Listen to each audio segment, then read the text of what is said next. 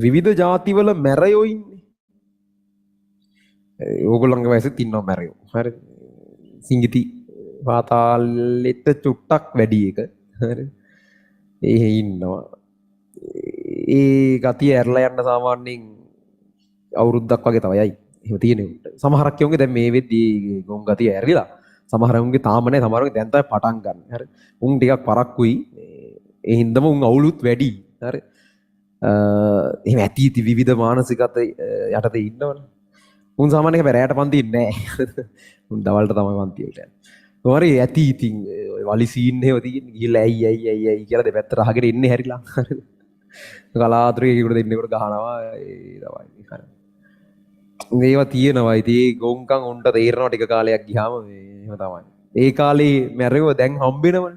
හරි. හරි ලැජ්ජා හිතෙනවා උන්ට ඒවා මතක් කරද්දී. ඒ කාලේ උන් නිකන් අම්මට සිරි වෙන සීන් එකක් ඉන්නේ සම්බන්ධව.